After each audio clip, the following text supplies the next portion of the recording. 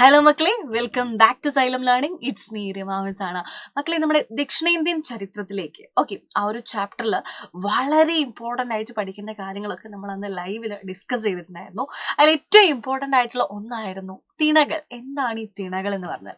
നമ്മുടെ പ്രാചീന തമിഴകം പണ്ട് ഭരിച്ചുകൊണ്ടിരുന്നത് മൂവേന്തന്മാരും ആരൊക്കെയായിരുന്നു? മൂവേന്തന്മാരായിരുന്നു അല്ലേ? ചോളന്മാര്, ചേരന്മാര്, പാണ്ഡ്യന്മാര്, ഇവരൊക്കെ ആയിരുന്നു അല്ലെ. ഇവരെയാണ് നമ്മൾ മൂവേന്തന്മാർ അല്ലെങ്കിൽ മൂവരശർ എന്നൊക്കെ വിളിച്ചിട്ടുണ്ടായിരുന്നത്. അപ്പൊ ഈ ഒരു പ്രാചീന തമിഴകത്തില് അന്ന് എന്താണ്, ഭൂപ്രകൃതിനെ അടിസ്ഥാനമാക്കിയിട്ട് ഈ ഭൂപ്രകൃതിനെ അടിസ്ഥാനമാക്കിയിട്ട് ഭൂവിഭാഗങ്ങളാക്കി. പ്രാചീന തമിഴകത്തിൽ എന്താണ്, 5 ഭൂവിഭാഗങ്ങൾ നിലനിന്നിട്ടുണ്ടായിരുന്നു. ഇവര് ഭൂപ്രകൃതിയുടെ അടിസ്ഥാനമാക്കിയിട്ടാണ് ആ ഒരു ഭൂവിഭാഗങ്ങളാക്കി മാറ്റിയിട്ടുണ്ടായിരുന്നത് കേട്ടോ. അതായത് സംഗംവർക്ക് മെൻഷൻ 5 ജിയോഗ്രഫിക്കൽ ഡിവിഷൻസ്. അതായത് നമുക്കറിയാം പ്രാചീന തമിഴകത്തെക്കുറിച്ച്, ആൻഷ്യൻ തമിഴകത്തെക്കുറിച്ച് മോർ ഡീറ്റെയിൽസ് കിട്ടുന്നത് എന്താണ്? നമ്മുടെ സംഘം വർക്കിൽ നിന്നാണ് അല്ലെ. അപ്പൊ അതിൽ മെൻഷൻ ചെയ്തിട്ടുണ്ടായിരുന്നു ജിയോഗ്രഫിക്കൽ ഡിവിഷൻസ് ആക്കിയിട്ട്. അതായത് എന്താണ്, നമ്മുടെ ഭൂപ്രകൃതിനെ അടിസ്ഥാനമാക്കിയിട്ട് ജിയോഗ്രഫിക്കൽ ഡിവിഷൻസ് ആയിട്ട് ഡിവൈഡ് ചെയ്തിട്ടുണ്ടായിരുന്നു എന്നുള്ളത്. അപ്പൊ അതിനെയാണ് നമ്മൾ ഐന്തിണാസ് ഐന്തിണൈസ് എന്ന് വിളിക്കുന്നത്. ഐന്തിണ. അപ്പൊ എന്താ, നമ്മള് 5 എന്ന് പറയുമ്പോൾ തമിഴിൽ എന്താ, ഐന്ത് അല്ലെ, ഐന്ത്. അപ്പൊ എന്താണ്, ഐന്തിണ. ഐന്തിണകൾ, തിണകൾ എന്നൊക്കെ വിളിക്കുന്നുണ്ട് കേട്ടോ.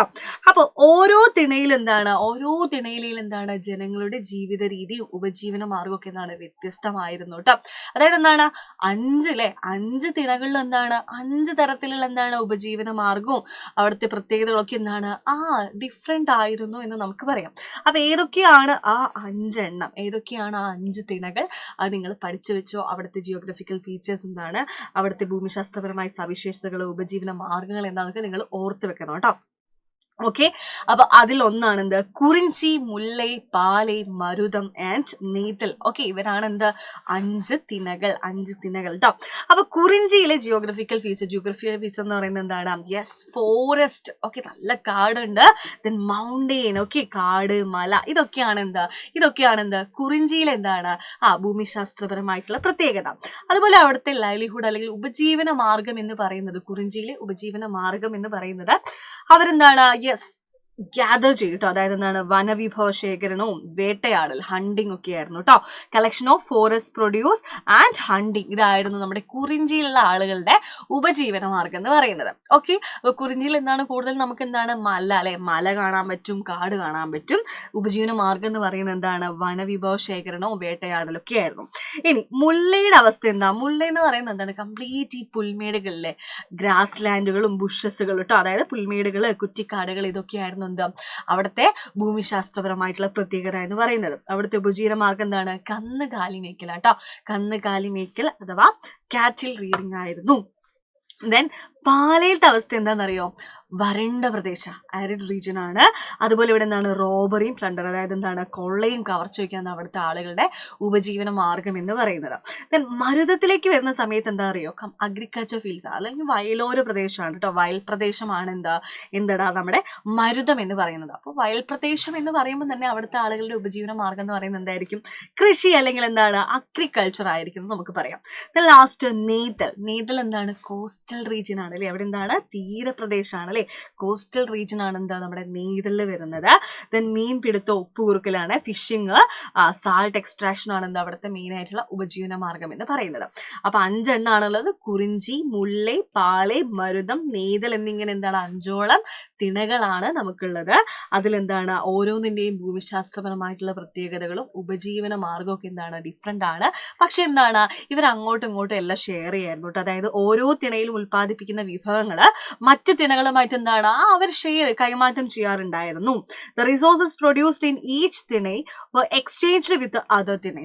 അതായത് ഒരു തിണയിൽ ഉണ്ടാക്കിയ സാധനങ്ങൾ മറ്റു തിണയിൽ എക്സ്ചേഞ്ച് ചെയ്യാറുണ്ടായിരുന്നു. ഇത്തരം വിഭവ കൈമാറ്റം വ്യാപാര കേന്ദ്രങ്ങളുടെ വളർച്ചയെ തന്നെ അതിലേക്ക് തന്നെ നയിച്ചു. അവിടെ ട്രേഡിംഗ് സെന്റേഴ്സ് വളരാൻ ഹെൽപ്പ് ചെയ്തിട്ടുണ്ട്. അതുപോലെ these trade centres were known as angadi. ഈ ഒരു ട്രേഡ് സെന്റേഴ്സിനെ പിന്നീട് എന്ത് വിളിച്ചു? അങ്ങാടികൾ.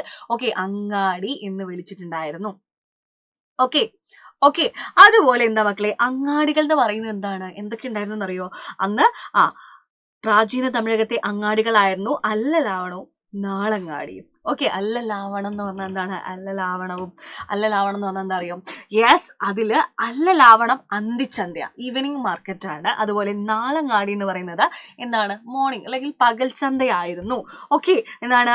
അല്ല ലാവണം ആൻഡ് Nalangadi were the market in ancient Tamilakam. അല്ല ലാവണം were evening market and Nalangadi എന്താണ്? ഡേ ടൈം മാർക്കറ്റ് ആയിരുന്നു. Goods for the daily needs the thinais were exchanged here. അതായത് തിണകളിലെ ദൈനംദിന ആവശ്യങ്ങൾക്കായി സാധനങ്ങൾ ഇവിടെ നിന്നാണ് എന്ത് വാങ്ങുകയും കൈമാറ്റം ചെയ്യുകയൊക്കെ ചെയ്തിരുന്നത് ഇത്തരത്തിലുള്ള അങ്ങാടികളിൽ നിന്നായിരുന്നു. അപ്പൊ തിണകൾ എന്താണെന്ന് എന്റെ മക്കൾ എന്താണ് നിർബന്ധമായിട്ടും പഠിച്ചു വെക്കേണ്ടതാണ് കേട്ടോ. തിണകൾ എന്തായാലും ചോദിക്കും. എന്താണ് തിണ? 5 ഐന്തിണകൾ അത് ഏതൊക്കെയാണെന്നുള്ളത് നിങ്ങൾ പഠിച്ചു വെച്ചോ. കുറിഞ്ചി, മുല്ലൈ, പാലം ആൻഡ് എന്താണ് മരുതം ആൻഡ് നെയ്തൽ. ഇതൊക്കെ പഠിക്കുക. അതുപോലെ ഇവിടുത്തെ എന്താണ് ഓരോന്നിന്റെ ഉപജീവന മാർഗം, ഓരോന്നിന്റെ എന്താണ് ജോഗ്രഫിക്കൽ ഫീച്ചേഴ്സ് നിങ്ങൾ ഓർത്ത് വെക്കുക കേട്ടോ. ഓക്കെ. അപ്പോൾ ഇത് ഇമ്പോർട്ടൻ്റ് ആയിട്ട് നിങ്ങൾ പഠിച്ചു വെച്ചോ. ഇതേപോലത്തെ വീഡിയോസ് ആയിട്ട് മിസ് ചെയ്യുന്ന വരും. Bye bye.